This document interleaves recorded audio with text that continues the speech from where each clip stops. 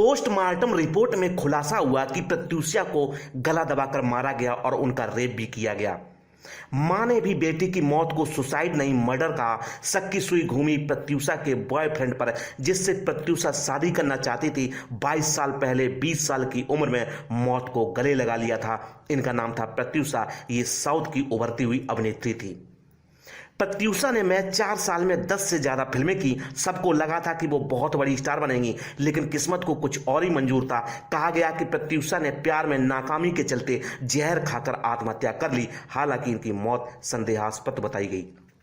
नमस्कार दोस्तों, आपका स्वागत है हमारे चैनल ग्लोबल थॉट में। एक बार फिर ग्लोबल थॉट में आज की स्टोरी हीरोइन प्रत्यूषा की। तो देर किस बात की, कीजिए हमारे चैनल को लाइक और सब्सक्राइब और जानिए साउथ की उभरती एक्ट्रेस प्रत्यूषा की डेथ मिस्ट्री की कहानी को।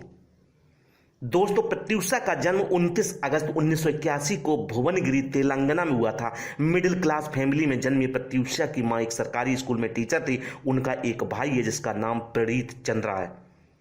प्रत्यूषा जब छोटी थी तब उनके पिता का निधन हो गया था। प्रत्यूषा की एजुकेशन संतोष विद्या निकेतन भुवनगिरी और saint Anne's high school Hyderabad में हुई।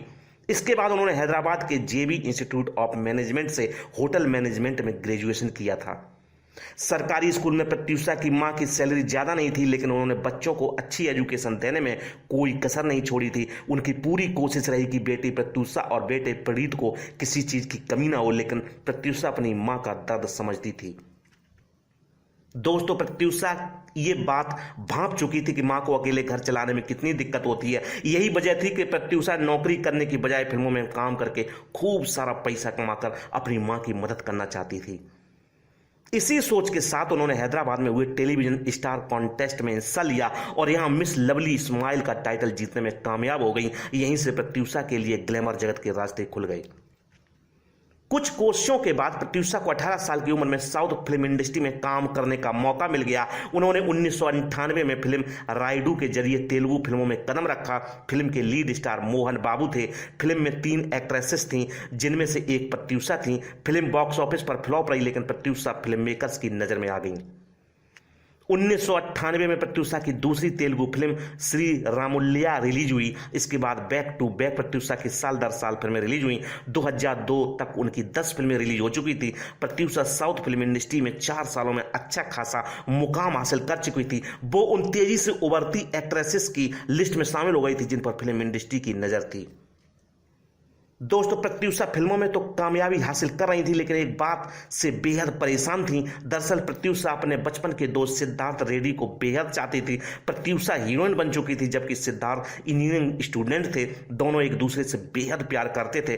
प्रत्यूषा चाहती थी कि करियर में सेटल होने के बाद वो पर्सनल लाइफ में भी सिद्धार्थ से शादी करके सेटल हो जाए, लेकिन ऐसा मुमकिन होता दिख नहीं रहा था। सिद्धार्थ की फैमिली प्रत्यूषा को अपने घर की बहू बनाने को राजी नहीं थी। दोनों ने काफी कोशिश की, लेकिन बात नहीं बनी।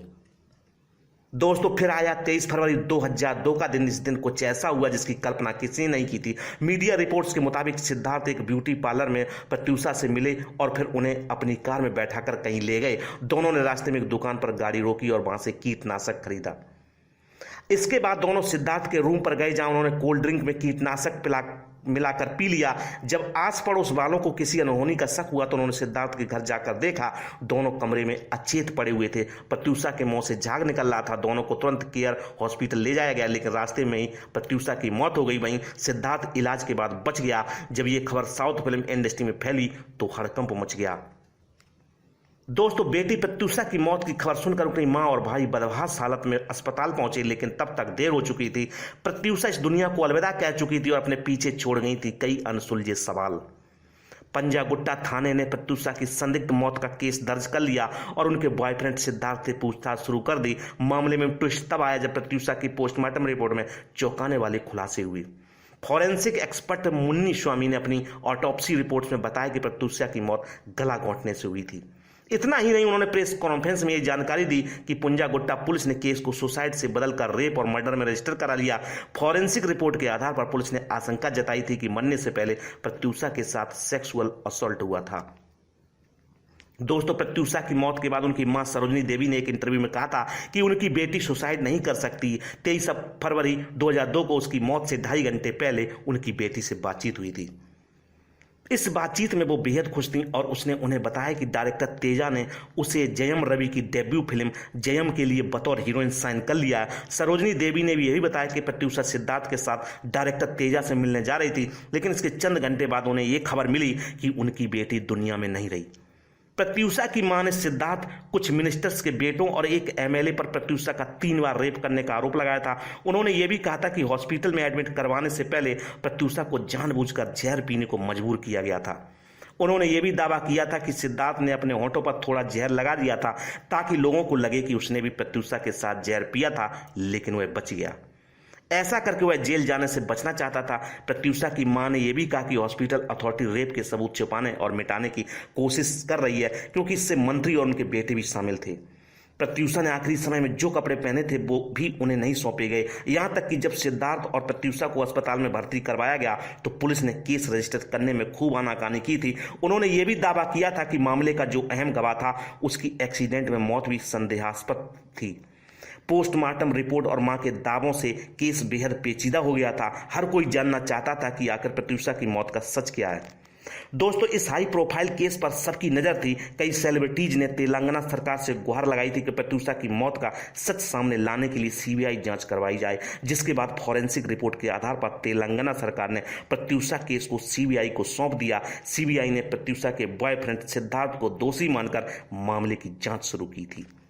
सीबीआई को अपनी जांच में रेप या मर्डर के कोई सबूत नहीं मिले। जांच में फॉरेंसिक रिपोर्ट में किए गए दावे भी गलत पाए गए थे, जिसके बाद रिपोर्ट बनाने वाले डॉक्टर मुनिस्वामी को सस्पेंड कर दिया गया था। सीबीआई ने प्रत्युषा के बॉयफ्रेंड सिद्धार्थ रेड्डी पर लगे हत्या के चार्ज हटा दिए थे। उन पर प्रत्युषा को आत्महत्या के लिए उकसाने का केस चला था, जिसके तहत उन्हें 5 साल की सजा सुनाई गई थी और 5,000 रुपए का जुर्माना लगाया गया था। हालांकि बाद में सिद्धार्थ की सजा 2 साल घटा दी गई थी। इस जांच से प्रत्युषा की मां संतुष्ट नहीं थी। उन्होंने कहा था कि वो फैसले के खिलाफ हाईकोर्ट में अपील करेंगी। दोस्तों, मौत के बाद प्रत्युषा की 2 फिल्में रिलीज हुई थी, जिनमें इदेमी उरूरा बाबू एक तेलुगु फिल्म थी जो कि 2002 में रिलीज हुई थी। इसके बाद 2004 में रिलीज हुई फिल्म साउंड पार्टी उनकी आखिरी फिल्म साबित हुई थी। इस फिल्म में उन्होंने नंदिनी का किरदार निभाया था। दोस्तों, प्रत्युषा तो दुनिया से चली गई, लेकिन उनकी मां आज भी उन्हें लोगों के जेहन में जिंदा रखे हुए हैं। वो हैदराबाद में प्रत्युषा चैरिटेबल ट्रस्ट चलाती हैं, जिसकी स्थापना उन्होंने 2002 में की थी। इसके जरिए वो गरीब महिलाओं और बच्चों की आर्थिक मदद करती हैं। अब हम विदा लेते हैं, फिर हाजिर होंगे एक नई बॉलीवुड स्टोरी के साथ। आप क्या सोचते हो आज की स्टोरी के बारे में कमेंट बॉक्स में कमेंट करके जरूर बताएं, और हमारे द्वारा दी गई स्टोरी आपको अच्छी लगती है तो मेरे चैनल को लाइक शेयर और सब्सक्राइब करना ना भूलें। धन्यवाद।